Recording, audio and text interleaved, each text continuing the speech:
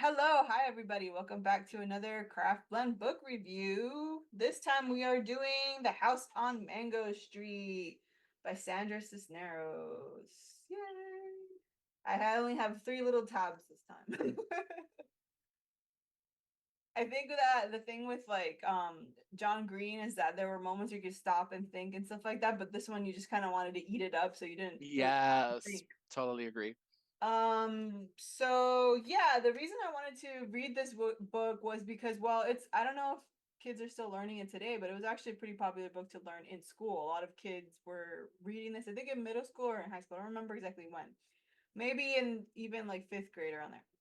But I know that it was definitely a part of my generation. And then on top of that, I saw her at my school recently, and I was really excited to like I got the notification that there was going to be this author at the school, and I was like, oh my God, that sounds exciting. So and I knew I read her and stuff like that, so I went to go see it, and she was great. She was just fantastic. It was fun to see her. It was one of those moments. I don't know if you've ever experienced this, Daniel, but for me, it was one of those moments where I saw her and I watched her talk and I listened to how she said things and what she was saying and her energy, and I was like, that is what I want to be when I grow up. You know what I mean? Oh, no, I Like totally that, get like you. that's even though I'm almost old as hell now, I'm still like that's like the person that I would like to be. I want to be someone like her. So she just radiated just really cool energy. She was definitely a vibe. I want to say she seemed so like chill in comparison to the guy that was interviewing her. Which Oh is my God, I remember that when you were telling me that. a whole other conversation because that guy was a mess. But anyways, Yes. so aside from that, it was just really fun. It was really interesting, and she was promoting her poetry book that I got signed. I think I spoke about that in the last one, but I got it signed, and I actually spoke to her like in person, and she was just really nice. It was really cool. So it was just a really fun experience, and it made me want to reread The House on Mango Street. And because I think I asked you, right, like if you had read it and you hadn't, so it was No, nice to for have like. me, Mhm. yeah, for me, funny thing is that I don't remember any female Hispanic authors. What I do remember vividly, poetry wise and everything, is Jose Marti. I remember that ingrained in elementary and yeah, but no, that I could remember, no, no women. I think that she was coming in like a little closer to when I was already going into like high school, middle school, because she was like it was like not I know that at the time not a lot of people read this book. And which is surprising because now I think it's actually like a part of the growing up, like kids are reading it. But I think for me especially, it was just, she was one, a female writer, two, a Hispanic female writer, and three, obviously, from reading her, you could tell she's just got a strong, powerful voice. So she definitely resonates. Her poetry resonates with me. I really love her new poetry book if you guys want to check that out. But yeah, so anyways, on to the actual book. Uh, my rating for it was well, actually, I guess we'll talk about, let me skip that because we'll talk about what the book is about, right?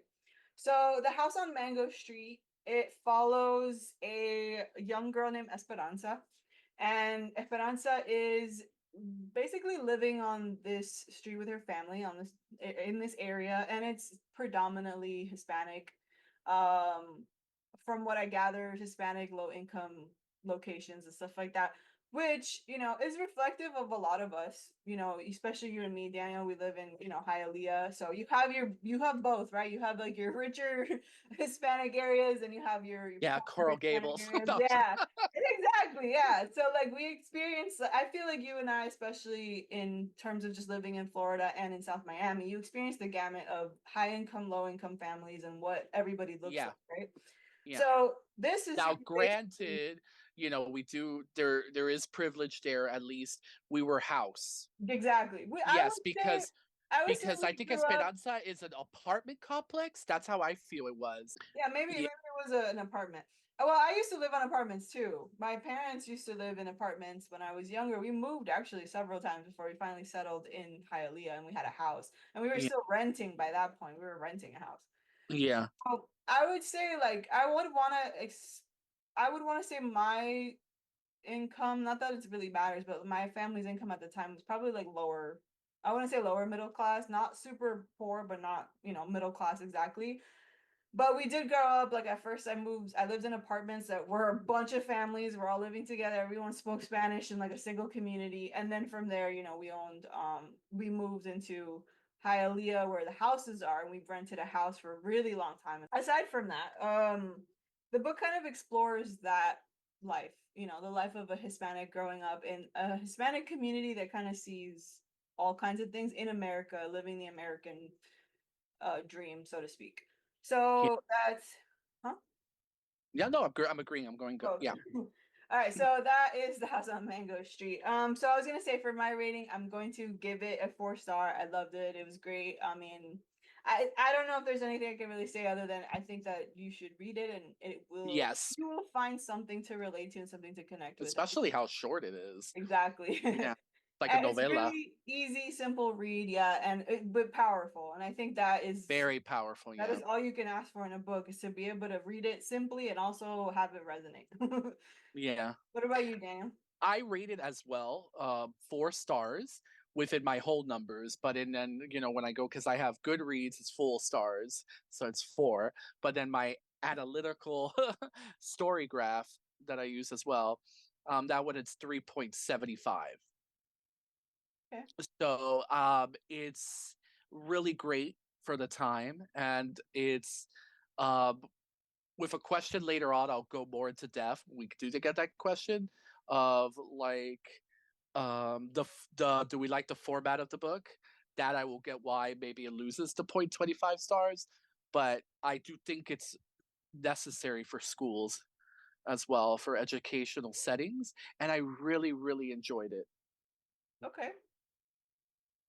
All right, so I guess we'll go on to our first question. So how do we resonate with Esperanza Cordero growing up Hispanic and in a Latin household? So we kind of touched upon that earlier. What about your experience, Daniel? How did Well, you I had Hannah Montana, the best of both worlds.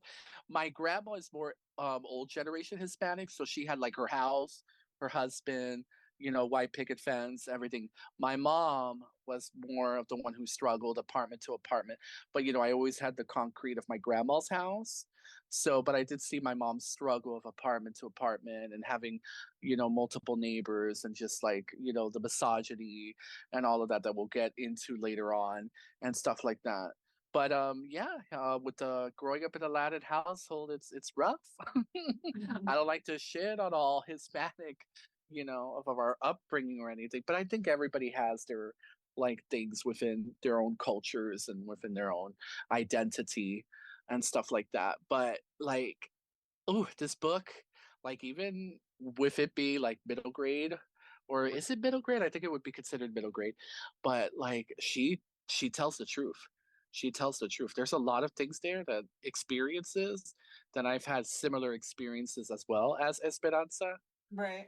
Yeah, and it does resonate. But it's weird because it makes it like, it's this dynamic and it's hard to explain and hopefully you could help me because Mhm. you always do help me when I have these complex thoughts and try to get it into like a perfect way.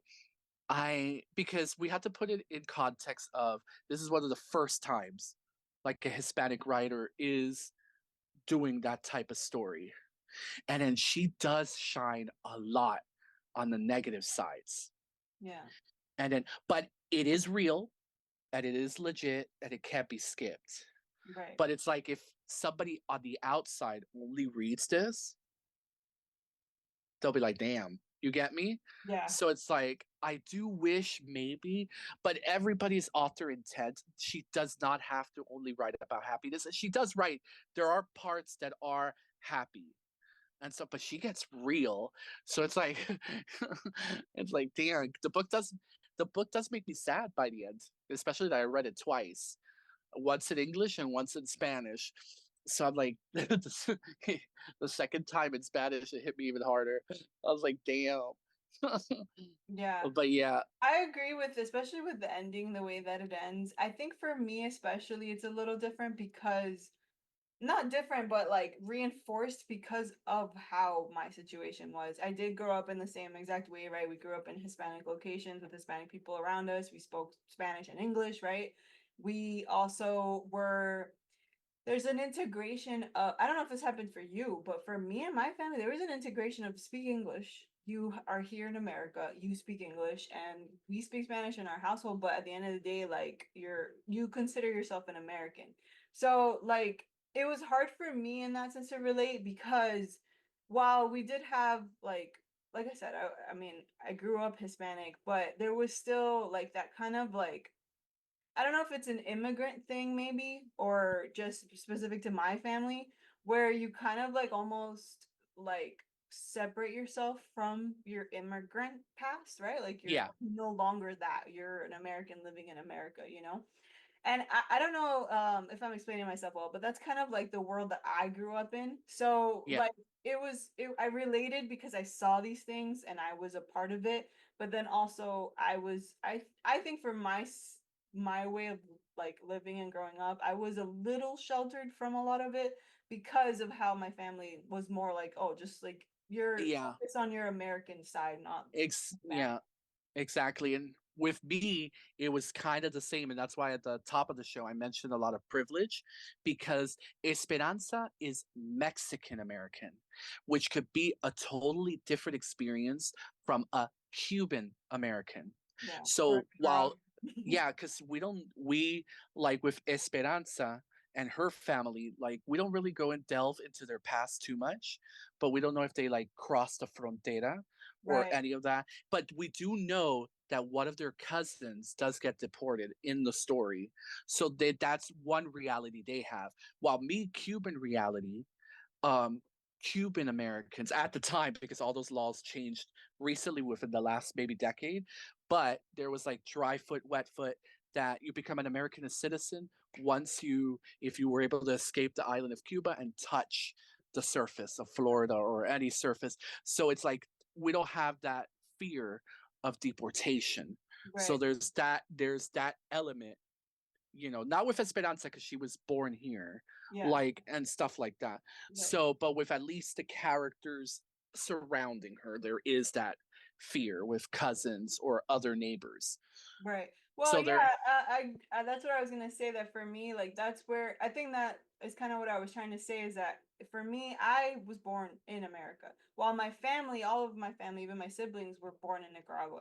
So they came over here and then they became citizens. And then yeah, my parents were already citizens when I was born. So it's just like a different dynamic for me because of that, I guess, in that sense. In comparison to Esperanza, which is funny because it's actually like my mother's name is Esperanza. So I kind of like it was weird to kind of see my mother's name and then a yeah, reflection of me almost. It was really yeah, interesting as I was reading it. But anyways, but yeah, I think that definitely there is like a bit of a difference, right, between your Hispanic cultures. There's all kinds of Hispanic cultures here yeah. in Florida and in South Miami, especially like, you do have a huge Cuban population, but you also have Mexicans, you have Honduran, Nicaraguans, Hondurans, Guatemalans, Peruvian, Peruvians. Yeah, like yeah, even in my neighborhood, I have people close by that are just different kinds of Hispanic. hmm So, it's just interesting to see, but yet there's so many similarities, right, and right. that's why it could resonate with us. Exactly. And I think that that's the fun part about the book is that we're kind of seeing ourselves in Esperanza a little bit because of the way she grew up. I mean, I grew up in places like in like apartments where a bunch of families lived together and you knew that the person over there maybe didn't have their papers and you knew that the lady over there might have been, drinking too much and her husband was sleeping. Like you heard those stories, but like as a kid, Yeah. you're not even paying attention to that. Yeah, it was Like you're just so living. much, so much because she has like one neighbor who reads the cards and tells the fortune. Yeah. We had like three of those. There's also one who was like, rub an egg in the back of your head, spit in the ground, like Yeah. Yeah. Santeria and the legua and all of that. I've known neighbors like that as well. Yeah. Yeah. We had So a neighbor, I had a neighbor in my backyard. They were mad because another neighbor put a dead chicken in their backyard.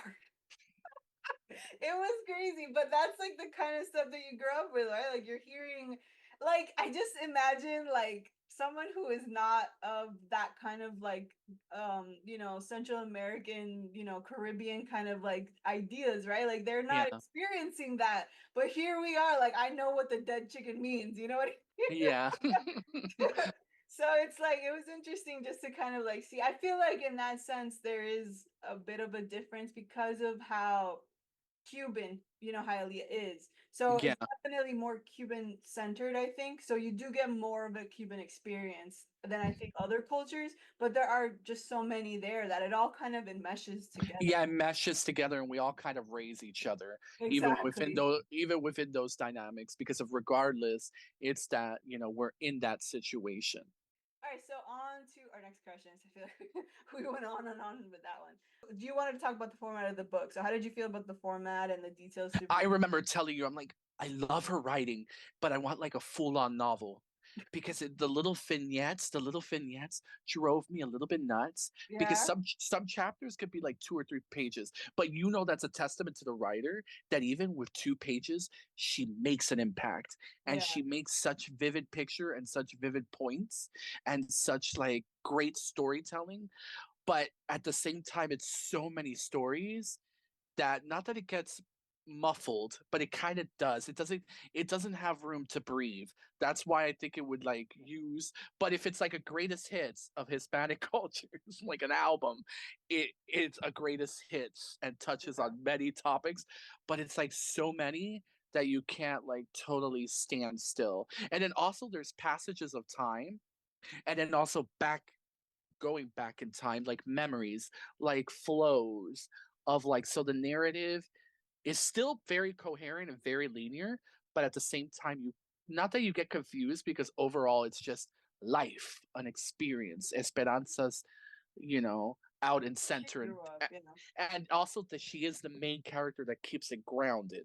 So there is that, but there's so many side characters, so much world building, and that's done in a novella that's like under 100 pages, 105. So it's like to do that, that's a testament once again. But that would be my, do I like the format? No, I wanted more, but it's so weird. It's so like it's like fire and ice. But yeah, oh my god. But as a more expanded thing, I would love it. But once again, middle grade, greatest hits. It works. Ultimately, it does work. yeah. I guess I do see your point. I guess on the opposite end for me, I feel like it wouldn't be as impactful as just drawn out.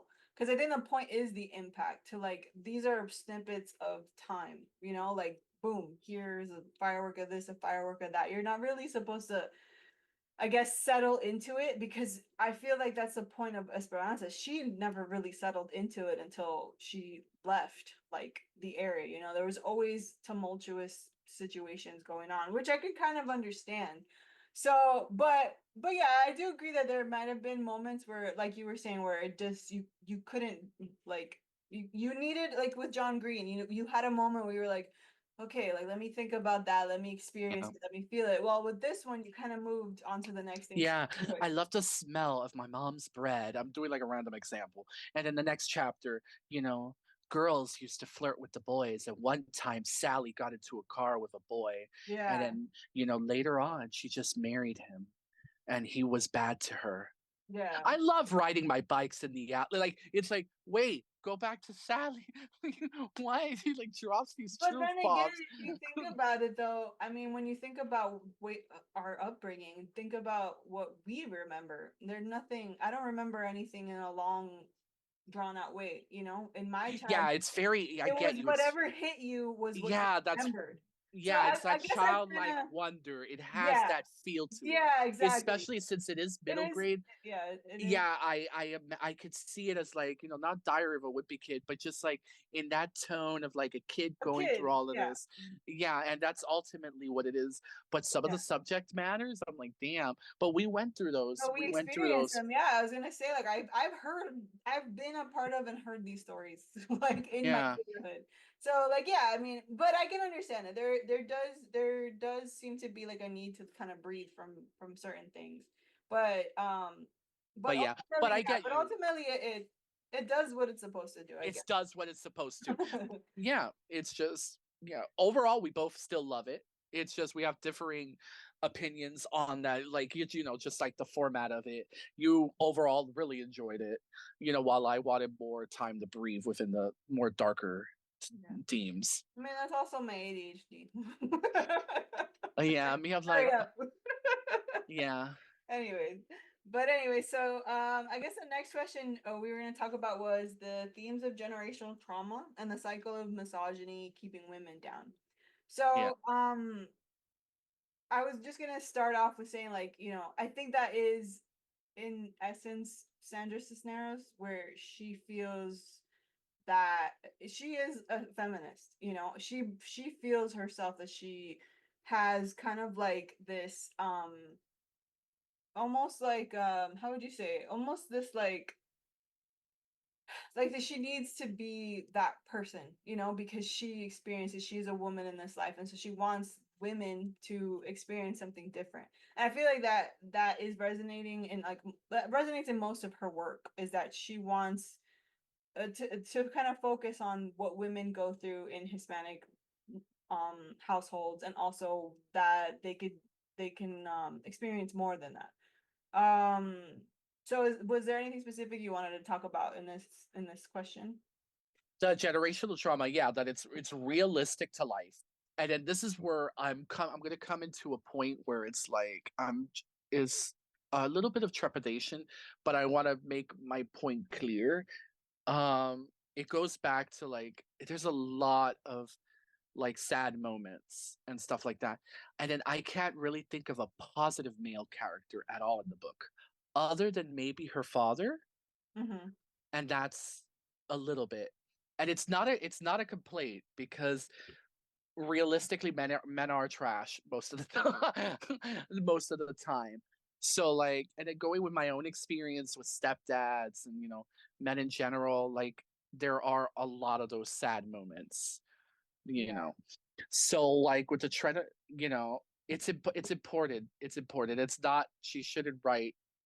I did. This is just personality wise. I wanted a little few moments of, but then that also brings up the question of like, why do you feel that way? Why? You're not that type of man or that type of person. So it's like it makes sense.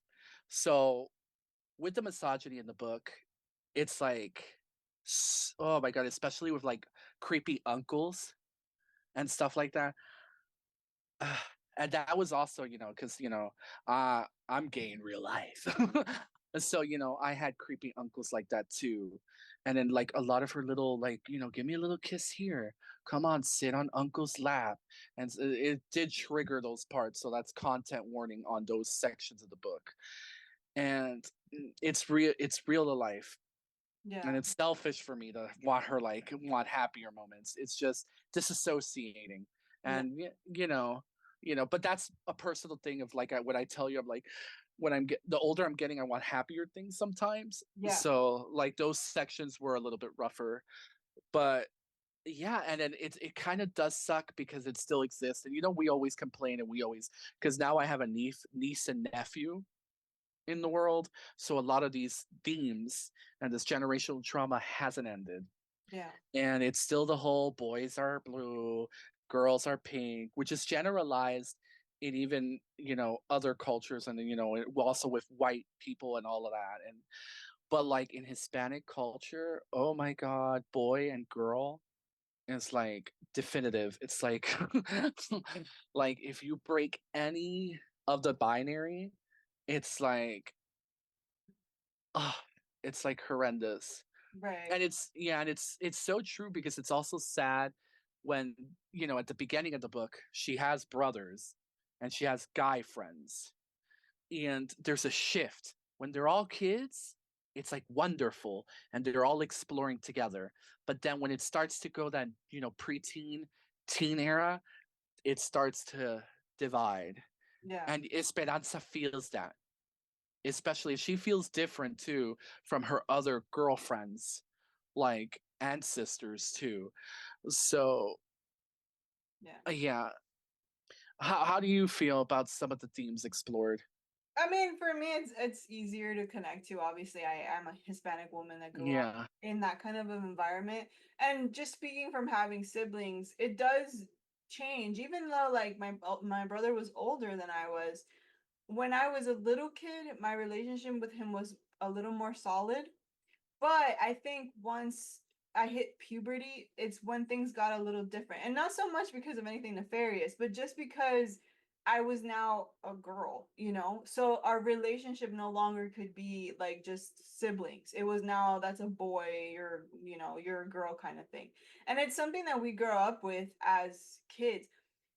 My family has some serious generational trauma, especially around we'll call it SA, right? Abuse of that kind. And it's it is a predominant conversation that I wish wasn't, but it is. And I we weren't allowed to be alone with uncles. We weren't allowed to be alone with male cousins. You had to be only with the girl cousins or the aunts or whatever. As a girl, you couldn't play with the boys. If I wanted to go play with my brother, at one point I couldn't do it anymore because I was now a young lady. I couldn't spend time with him. So you do end up with a shift like that in familial relationships like that where your siblings somehow there's a barrier because of your gender, and that is pretty heavy, especially growing up. I witnessed it all over the place. And I think you don't experience it as much when you're a siblings of the same gender. But when you do have different genders, you can see it much more clearly. And I know for me that I know that the big thing was like, oh, why your brother can't hang around with you girls because your girls talking about girl stuff. And it's like, but we're siblings, why would it matter? But that's again your generational traumas, your situations with misogyny, with growing up. Hispanics, I hate to say it, they're really big on the separation of what a man is supposed to do and what a woman is supposed to do. Add religion on top of that, and it's it's a A nightmare. clusterfuck. Oh my god. Yeah. So I related a lot to what she spoke about. I do understand your point of view, though, in terms of like wanting happier moments, especially with men. To counterbalance, just to Yeah, no, counterbalance. no, I'm I not think saying so. that none of these things are not important and we No, no, should no, no. I know. censor and we should say What I'm trying to say is that I think it's also a signal of the time though. Because if for me, if I were to write a book like this and view all of the negatives about like life growing up as a Hispanic female or whatever, as a Hispanic woman, I know that I can um I can have moments and reflections of positive male experiences afterwards. But I mean, you do have to think about when this was written. I mean, it was written in the 80s. Her yeah. experience is a lot different from ours, she's older, she's Yeah. And experienced. ultimate, it's her fucking Yeah. story to Well, tell. yeah, but I think in the end, Yeah. like really her relationship with men, I don't think was ever great. Even now, when she wrote her poetry book, she speaks about how she lives by herself. She never had kids. She lives by herself in Mexico, and she's just like living her. I don't think she ever wanted to get married, wanted to have like any of that Yeah. old kind of like Hispanic thinking of like you need a family and a husband and all that stuff. I think that she moved away from that. So I think that explains why she's so a little bit like hesitant to speak positively about the male sex, which I kind of understand. But I do agree. I think that it could have used I think it's like I said, I think it's just a difference of time because it could have used more positive male experience. It's not like male experiences were always negative. So I can Yeah. understand that. But yeah, at the end of the day, whatever. No, but at the You're end of the right. day, at the end of the day, it is important because then we get of the times we get too much sugarcoating of Yeah, how we sugarcoat the 20s, the 50s, the 80s as all that, the river dancing and the twist and I all of agree, that, but and I men also and worry about women were friends and any you know I also worry about alienation though, because you don't want to alienate a gender, either. Because then you yeah, can't connect. So I think that is where for me it's a little like this is just an opinion aside from the book, a controversial, I guess, opinion that I do feel like we do need to have both because we need to be able to connect with that specific side, Not yeah, the gender, but just the mentality. Like we do need to have express a little more positive just so that it's not all hostile, but Yeah. obviously She important does to, she does have sprinkles of that, yeah, of like, when she's like, I forgot the guy's name. Was it Geraldo? It was one of the guy characters that he was always dancing and always having fun. And then they're like, oh, you can't have that much fun. And then she was seeing his light dim yeah, more. And he was supposed to become this one thing. So she does talk about how, misogyny affects men too, and yeah. how it like puts them in this box. So she does at least acknowledge this and sprinkles that in the book. Yeah. So in that way, and we were going to talk about in the way where women are seen as objects, prizes to be won for boys and men and whatever. Yeah. I mean, I think that all kind of rolls in together with, To yeah, into into like it. I think especially and I feel I don't know because I can only speak for my gender, my culture, but in my culture, I feel like there is just this even as I was growing up, even though we were grow I was growing up what in the 90s, right? So like in the Yeah. 90s, early 2000s. Like even then we were still hearing about like, oh, don't do that because you'll never find a husband. Oh, don't do that because boys don't like it. Oh, don't, like you it's just something Oh, and you that know what's one thing we and you, well, I don't want to speak for you, but I know you're gonna relate. But like, also wait with Esperanza, like, "Te vas a hacer gorda si come eso?" Like, a lot of fat shaming is in the first half of the book. And yeah. I'm like, I could totally relate to that. Oh my God. Yeah. It's kind of it's kind of like it's funny because it was a little bit like reminded just now it reminded me of like you remember Mulan where it's like you have to have a tiny waist but it can't be too tiny because then you can't bear kids and it's like Jesus Christ that's a lot to put on someone like just Yes, and but especially it's so that young. but it's that conversation around women that is so like you have to do this, you have to do this, you have to do this, you have to do. There's so many rules and regulations on what you're And supposed then to do. guys, it's like a free for all. And that's why they should be slapped sometimes. And Because it becomes like, oh, as long yeah, like the bar is like here because it becomes like, oh, as long as he provides for you and as long as you have like a roof over your head and whatever, like you're fine. No, that's not all that two people can yeah, do together. So yeah. it definitely paints this picture of like you as a woman have to be able to cook, clean, wash, do all of these things, blah blah Yeah, blah. and then I And your I would husband has to be able to hold on a job.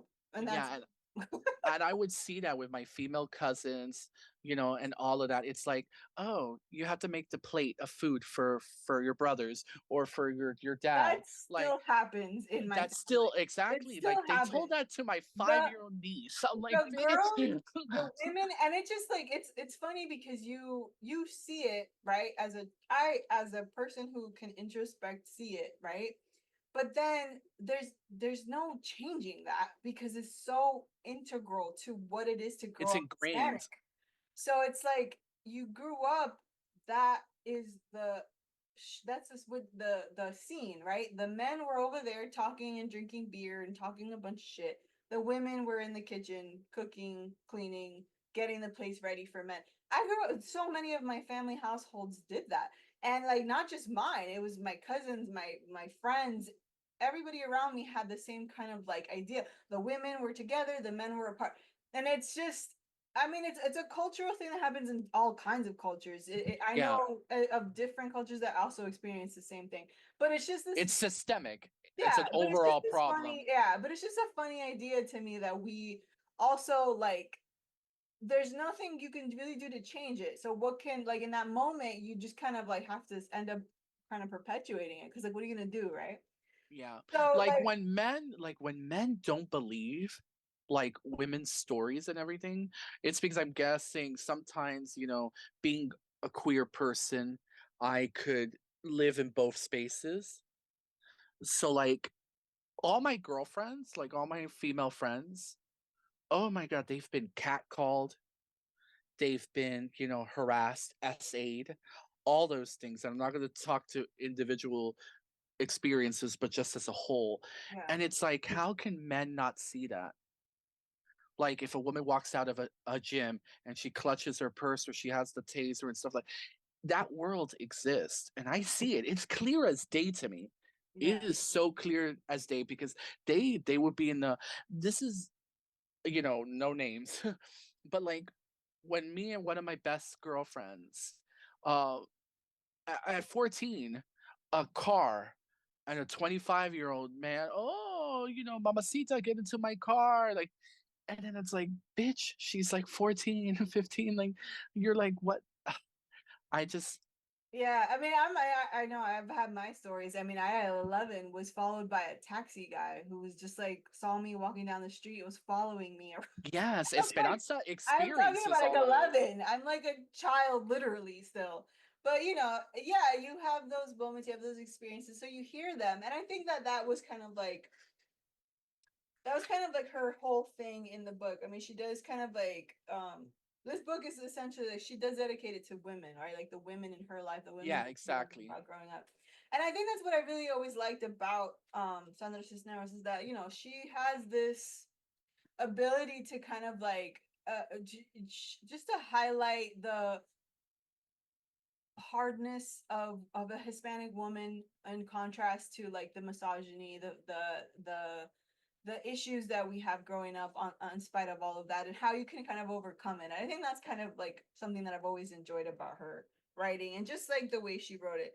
Um, but yeah, I mean, there's so many hard-hitting stories in here and stories that I've heard, stories that I've seen in real life that it was just like for me I don't know if this happened for you but for definitely for me like I was always transported to a time where I was like wow I remember that happened to what's her face or man I remember that happened to my cousin or oh I remember the lady next door had that happen to her like it was just interesting to kind of see like my own childhood reflected back at me through someone else's eyes it was like wow we really are kind of all experiencing sort of like the same thing there.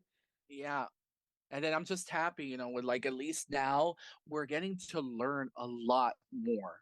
And I'm hoping that the new generation is better equipped, especially that, we were never really taught consent at all. Never. Like consent is a new word to us now, at least for me. Like it's just that's why these things are important and hopefully the future, gets better with those topics. Yeah. Yeah. Um, so the other thing we are going to talk about was the concept of home being maybe more than just a place, not just a place, but a feeling, the reflections of class and poverty. I know that's something you wanted to talk about. What do you want to lead the way on that one?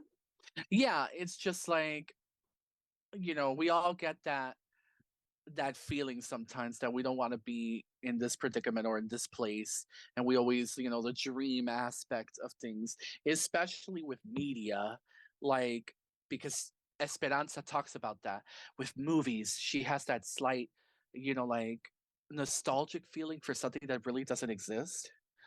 Right. And then with movies and TV shows and even songs and how they could influence us. And then we actually look at dead set reality and then find out that, we want something more Right. than just, so at least with the concept of home, also being a feeling is just, it's so true, especially in the last chapters where she's like, you know what, I'm going to dream bigger and I'm, which at first when you start reading it at the beginning, you could kind of see her as selfish, as in the sense, at least you have a home, like be grateful. But you know what? Sometimes you need more, and it's something more than just a house, but just a future into where you could see better things. Yeah. I mean, I think it's a conversation of like you're not really like you don't have to um how would I put it? Like you can be thankful while still knowing and seeing like the negative sides to the situation you're in and wanting better Yeah. for yourself. I mean, I think that's what I was gonna say. That's what I was gonna talk about earlier, especially towards the end.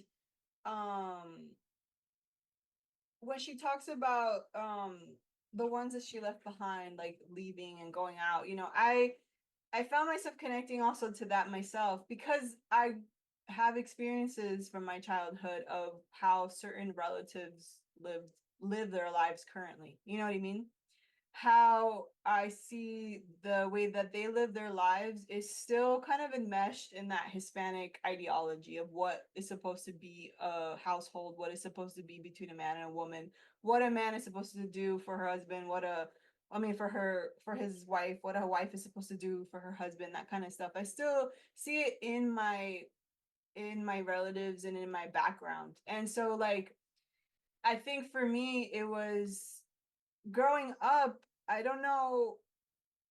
Sometimes I think we've had this conversation before where and this might get a little introspective, but I wonder sometimes what the difference is, right? Between someone who sees the bad and moves away from it, but then also someone who sees the bad and stays there, you know?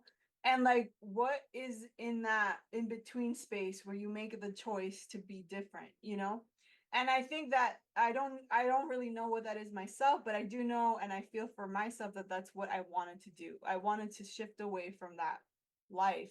And I saw it growing up and I was like, this isn't for me. I don't want to live like that. And I want my life to have meaning in the way that I want it to have meaning.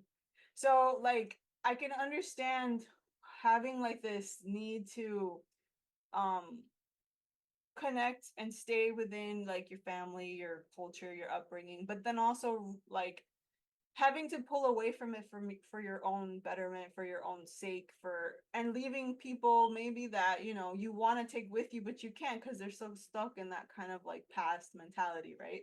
And so Yeah. like I think is what I put into the ending of the book, which is where I felt like you know that sense of like I think she writes, she says they will not know I have gone away to come back for the ones I left behind, for the ones who cannot out. So like that sense of like that going back where you're revisiting these situations but you're no longer that person anymore and you're a lot different from what you know their lives to be, you know.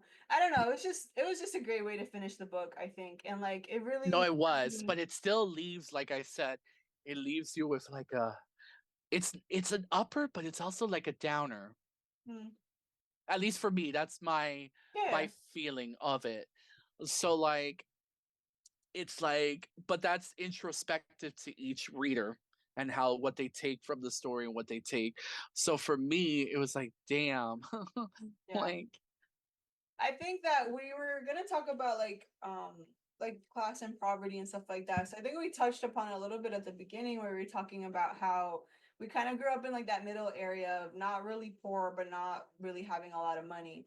And you know, having different locations to live in. I changed schools a lot, that kind of stuff, you know, and never really feeling like centered because you were always kind of, you know, moving around, at least in my end. But yeah, there was one story that I think it was one of the stories I highlighted because it yeah. hit me the hardest at that moment. And I don't know why. I think it might be like because of like the kind of like the conversations we're having right now around immigration and stuff like that. Mhm. But the title of the chapter is called Geraldo, No Last Name. I don't know if you remember it. And he basically is a character named Geraldo, who dances with Marin, her cousin, right? And she's dancing with him, and they're like kind of enjoying the night together. But then something happens, and he gets hurt, and he ends up passing away, right? But they don't know who he is. They only know his name Geraldo because that's what he told the Oh, character. Yeah. oh, I interpreted that chapter so differently. To me, it's not deaf, but deported. Oh, no, no, no, he died. Oh, I interpret it as deported because they're like, we never heard from Geraldo again. And because he goes into like, because he gets No, hurt, no, he and dies then the hospitals because don't care about him. And he's like in the waiting room yeah, because long, he doesn't have a name. and She only knows him as Geraldo. She doesn't know his name. They don't know where he's from or yeah, he's an immigrant essentially in this story. yeah, And she says, how was she to know she'd be the last one to see him alive? An accident, don't know, hit and run, right? And then at the end, she says, they never saw the kitchenettes. They never knew about the two-room flats and sleeping rooms he rented, the weekly money orders sent home, the currency exchange. How could they? His name was Geraldo, and his home is in another country. The ones he left behind are far away. We'll wonder, shrug, remember. Geraldo, he went north. We never heard from him again. And Oh, okay. yeah, that one Now was that you're so rereading it, okay. that one was rough because I was like, you know your local Home Depot, right? You hear these stories where like the Home Depot guy is out there, he's looking for a job and he's just trying to make some money and he's got no papers and he's just willing to do whatever you want in your household, just, as long as he could take some money home to send back to I have family who lives and works here just to send money back to their country, like you hear these stories. And then in that one, I think it resonates so much because of the fact that you can have that experience as an immigrant, right? Where at home they know that you've gone to America, to the United States, and you're trying to get a job, whatever. And if they never hear from you again, they don't, there's nothing they can do because they're Yeah. there and you're over here. And whatever happens to you, to them, it's like, oh, well, maybe he just like found a wife and is doing great or whatever. And you don't know what his life is, what happened to him, the fact that he is now passed away and the people no longer know what happened to him and no one knows him here. His family is somewhere else. Like that I think was the one chapter that gave me goosebumps like all over my body. It's Yeah. like really Me. hit. Yeah. And then me going with my chapter, it's funny that yours is that one and mine's is the kind of like the invert um opposite with a female. It's with Sally Okay. when she gets pregnant and then she just goes with the other guy who, might get a temper and break a door sometimes, but most of the time he's a good guy, most of the Yeah. week.